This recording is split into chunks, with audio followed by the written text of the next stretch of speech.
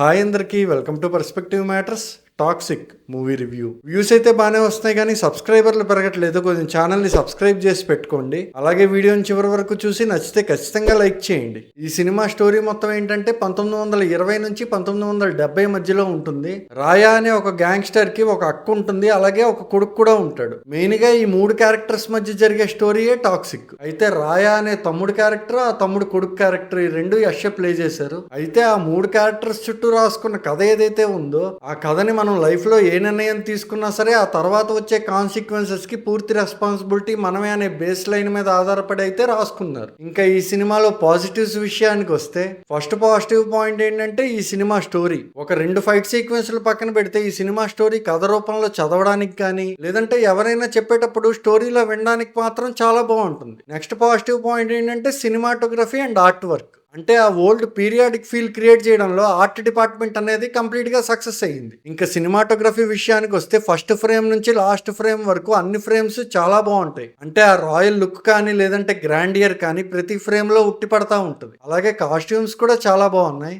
Next positive point ఏంటంటే second half లో వచ్చే రాయా కొడుకు క్యారెక్టర్ లో యష్ యాక్టింగ్ మాత్రం చాలా బాగుంది. అంటే KGF 2 పార్ట్స్ చూసిన తర్వాత చాలా మంది అనుకున్నది ఏంటంటే వితౌట్ బియర్డ్ మనం యష్ ని స్క్రీన్ మీద చూడలేమేమో అని, కానీ వితౌట్ బియర్డ్ కూడా యష్ యాక్టింగ్ అయితే మాత్రం చాలా బాగుంది. KGF 2 పార్ట్స్ కోసం యష్ ఎంత హార్డ్ వర్క్ అండ్ ఎఫర్ట్స్ పెట్టారో దానికి 10 టైమ్స్ ఎక్స్ట్రా ఎఫర్ట్ యష్ ఈ సినిమా కోసం పెట్టారు. అండ్ ఆ ఎఫర్ట్స్ కూడా స్క్రీన్ మీద చాలా క్లియర్ గా కనిపిస్తాయి. ఇంకా ఈ సినిమా నెగిటివ్స్ విషయానికి వస్తే చెప్పాను కదా ఇది ఒక చాలా మంచి స్టోరీ అని. అలాంటి ఒక మంచి స్టోరీని ఎన్ని విధాలు ఒక సినిమాగా తీసి చెడగొట్టొచ్చు అనే దానికి ఈ సినిమా ఒక case study. Especially Telugu version కి బిగ్గెస్ట్ మైనస్ పాయింట్ ఏంటంటే డైలాగ్ డెలివరీ. KGF లో తల్లిని మించిన యోధులు ఎవ్వరూ లేరు అని చెప్పి ఒక చిన్న సీక్వెన్స్ ఉంటది. ఆ సీక్వెన్స్ మొత్తం యష్ ఏ డైలాగ్ డెలివరీ అయితే చేశారో అదే డైలాగ్ డెలివరీ ఈ సినిమాలో యష్ మాత్రమే కాదు అన్ని క్యారెక్టర్స్ చేస్తుంటాయి. ఆ డైలాగ్స్ వింటున్నంత సేపు ఒరే బాబు మీకు దండం పెడతాం, ఆ డైలాగ్ డెలివరీ ఆపేసి నార్మల్ మనుషుల్లా మాట్లాడొచ్చు కదరా బాబు అనే ఫీలింగ్ అయితే వస్తుంది. ఇంకొక వర్స్ట్ థింగ్ ఏంటంటే ఆ డైలాగ్స్ లో వాడే తెలుగు పదాలు కూడా టూ మచ్ గ్రాంధికం ఉంటాయి. అంటే ఏ అన్నమయ్య కాలంలోనో వాడిని పదాలు తీసుకొచ్చి ఇక్కడ పెట్టారు అనమాట. ఆ స్లో మోషన్ డైలాగ్ డెలివరీకి తోడు ప్రతి డైలాగ్ తర్వాత 2 స్లో మోషన్ రియాక్షన్ షాట్లు ఉంటాయి. దీనివల్ల సినిమా డ్యూరేషన్ 3 గంటల 14 నిమిషాలకి వెళ్ళింది. క్యారెక్టర్స్ కూడా వాటి అవసరానికి తగ్గట్టు నచ్చినప్పుడు వచ్చి వెళ్ళిపోతుంటాయి. ఇంకొక ముఖ్యమైన విషయం ఏంటంటే